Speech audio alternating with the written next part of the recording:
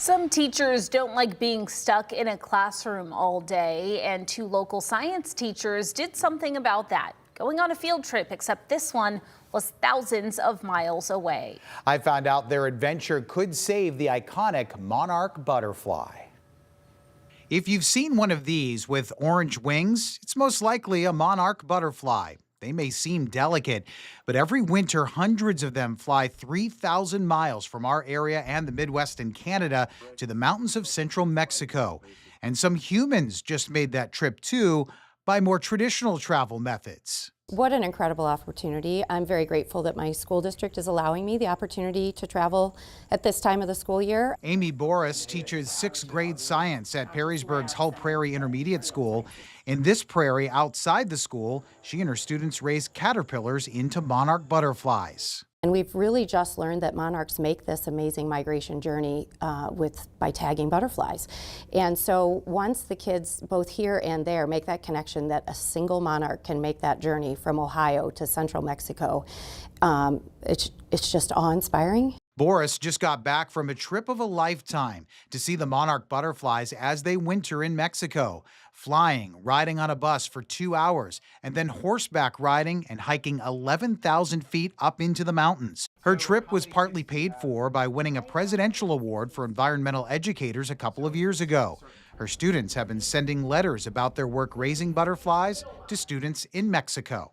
And this opportunity gives me that chance to go study the monarchs, bring that information back to my students, and really close that gap and connect them to where they've been sending their letters. Maumee Middle School 7th grade science teacher Mike Dick also went on the trip. He and his students have been raising monarchs in their own prairie. This is a chance, I think, to close the loop. For the last 8 or 9 years, I've worked with the Toledo Zoo, and they've brought over the caterpillars, and my students have hatched these caterpillars into monarchs, and we've sent them on their way. And this is the chance to see where they go. And what a trip it was to the El Rosario and Sierra Chincua butterfly sanctuaries. Amy and Mike going right to where the monarchs end up after their long journey south. They weren't allowed to talk while inside, but you can see Amy taken by the moment as they swarm. Mike surrounded by them too, a butterfly bonanza. What would a sunny, warm summer day in Mexico or here be without seeing a monarch butterfly fluttering by? Well, that idyllic summer day could fade out because monarchs were officially designated endangered in 2022, making Mike and Amy's trip to Mexico even more important. So their population has dropped 90% since the 1980s. They're an indicator species, and they're a very important pollinator for crops as well as flowers.